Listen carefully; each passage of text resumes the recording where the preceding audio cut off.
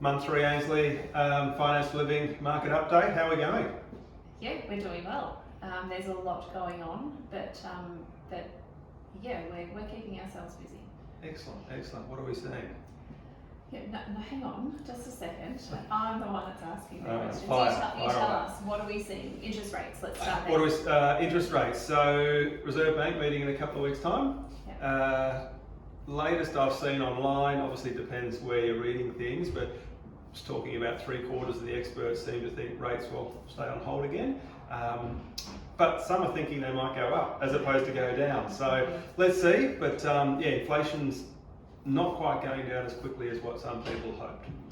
Yeah, and Christmas is around the corner as well, so people will probably start buying, which may not assist with inflation. Yeah, so, yeah, that's right. On a completely different note, in terms of the market and purchases and people entering the market, I think that I've found with the conversations that I've been having over the last month, there's a lot of first home buyers that are coming. It's exciting, isn't it? It is. We love helping first home buyers because love it. that passion for us to help people get into their first place. And as long as people have got income, enough income, we can usually find a way. Yeah. Whether there's gifts from family or guarantors, or we've got a few people on the first home buyer scheme, federal government scheme, which is a really good scheme as long as you can get a spot. Only for Australian citizens though, so it's a bit of a shame if it's a New Zealand citizen or anyone other than an Australian citizen. But for Australian citizens, right income, there's a lot of criteria, but gee, we're helping a few of them. Yeah, and there are still quite a few banks to choose from. Which is great. Yeah. What about investors? Gee, we're seeing a mixed bag at the moment. So we've got some clients who've got their own property plus their investment, and they're not necessarily because they have to, but some people are there just offloading their investment property. So we're seeing a bit of that just to manage their overall commitments. But then we're seeing some clients just buying investment properties and buying well. So we had a client just recently purchased for $567,000, not in the state, so in a different state to where he lived, and then achieving a 6% rental yield. So it was at $650 a week. So that rental yield on day one is very impressive. Yeah. Then we've got some others who have had homes or investments for a few years, and their rental yield might only be 3 or 3.5%. So buying well is really important, and the market's changed a lot in the last couple of years. Yeah. Speaking about the change, valuations at the moment, especially this month with what we've been doing, we've been noticing a mixed bag as well with valuations. Yeah. So I feel like we're always ordering an extra one at the moment. Yeah. So different lenders use different tools. So whether it's an automated valuation or a computer generated one, or a curbside or a full valuation. But then sometimes we're ordering like 4 different ones just to try to get the valuation that's going to help our client the most. Yeah. And because borrowing capacity has dropped, over the last year and a half with all these rate rises, we've been finding that certain special niches with different banks is becoming really important to make sure that we can help everybody.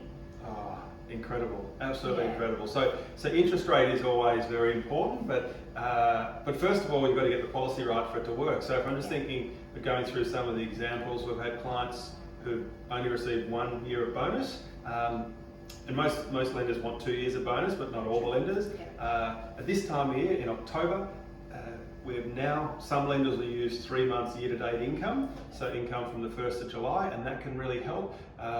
Sometimes I'm just thinking about our scenario gurus and the team, and when they're looking at the different lending options. We had a case recently with a really small apartment, and then trying to get a lender that was okay with that small apartment.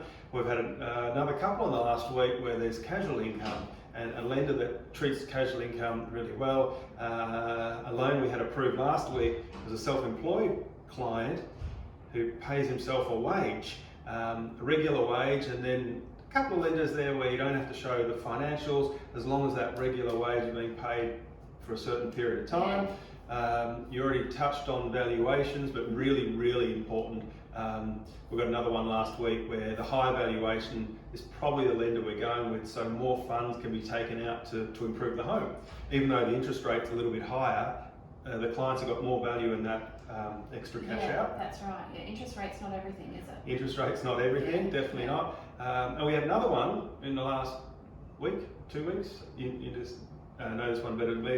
A 90% loan for a lawyer with no mortgage insurance. Yes.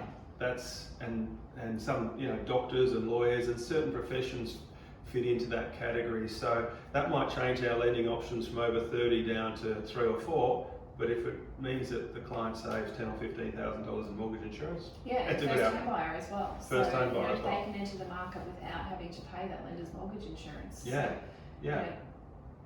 Some banks with those special niches in policy, which is so important for why you should go to a broker, because they can explore those policies for across the board. Like we've got over 30 lenders, for example, and find the right fit for the right situation. The jigsaw puzzle. The jigsaw puzzle. We had a chat yesterday, you and I, with first home buyers, and trying to put that puzzle together. Is there a gift? Is there a guarantor?